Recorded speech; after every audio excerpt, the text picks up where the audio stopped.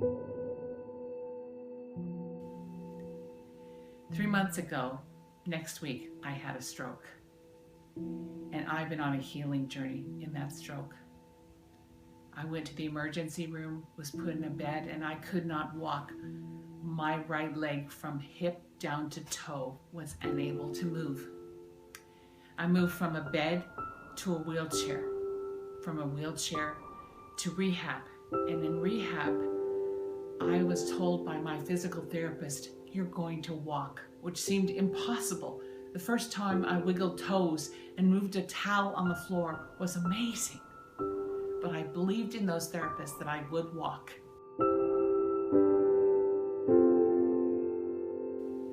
And so they found an AFO, an artificial foot orthotic, strapped it on my leg, and I stood at the parallel bars and bore my weight, my left leg helping, the balance of my arms helping, and I was able to stand and look down a long mirror at me. I didn't look anything like me in that mirror. She was crooked, she couldn't stand up straight. It didn't look like me, but my therapist believed I would walk. And after exercise, and this right leg being able to move, the ankle being able to move and step, I began to then move down a hallway from the gym with a walker. The walker was odd. It was this metal thing that I was surrounded in, but it gave me balance, gave me something to hold on to. And there was a person with a gait belt, my therapist, beside me as I walked. And there was someone behind me with the wheelchair in case I fell back. And I would step forward with the walker and I'd step, walker, step.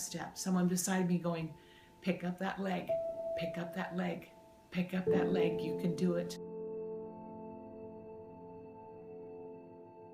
I remember that hallway was so long. Somebody said, one of the therapists said, it's probably the length of a football field, close to the length of a football field. There was some measurement that they had figured out, and they had marks on the wall that would tell you how many steps you'd gone or how many feet you'd gone. Definite marks that told how many feet people had traveled.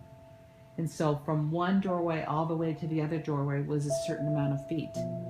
And it was a long hallway, a really long hallway, because right in the middle was a nursing station. And once I passed that nursing station, every time I went past the nurses, I would say, I'm walking.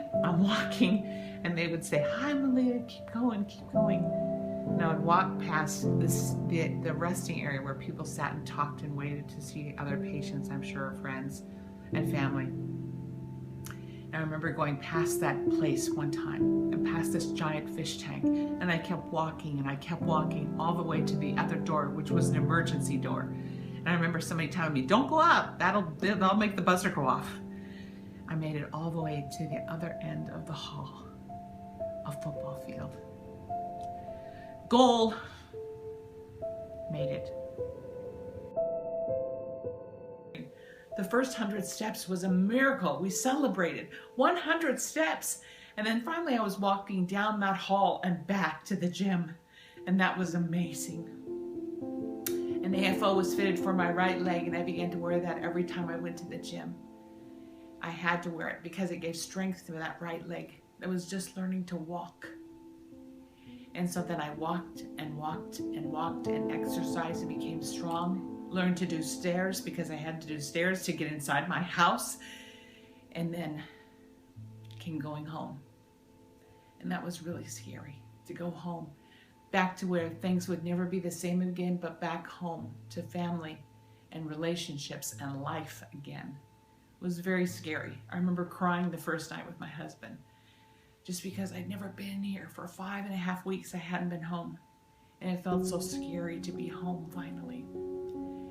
And then my physical therapist came to meet with me, Sylvia, and she was a hard woman. There was no with Sylvia. You were gonna do it. And she believed I could walk as well, that I was gonna be walking by the time she finished with me.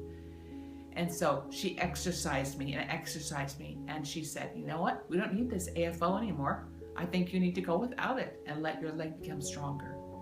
And so I began to walk with my walker and no AFO.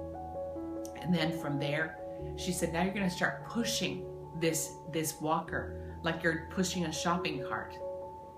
And it became slippery then to do that. It's kind of scary to move that walker. But I had my walker. I was so glad. And she continued to walk with me with the gate around my belt, the belt to hold me up, keep me safe. And then I started doing the next thing. The next thing was I was going to start using a cane, a four-pronged cane. And I was going to start walking around with that cane. And I was going to build like a bridge of 3 strong places. The cane at my left and my 2 legs, left and right, were going to be strong. And I was going to start to walk with a cane. Now that was scary because I'd relied on that walker forever. And I was going to start relying on a cane at my side. That was scary to give up the walker because I could become used to walking with the walker. But I had to give that up if I wanted to walk. And I did. And then all of a sudden in a week, I was no longer using the walker, but I was using Melea, with Sylvia holding on to me with the gate, and we were walking around the house. The first time I walked around this house, I thought, where am I? I'm down in my bedroom. I'm down the hallway, and I'm down in my bedroom. It seemed so strange to just walk around the house again, to walk freely.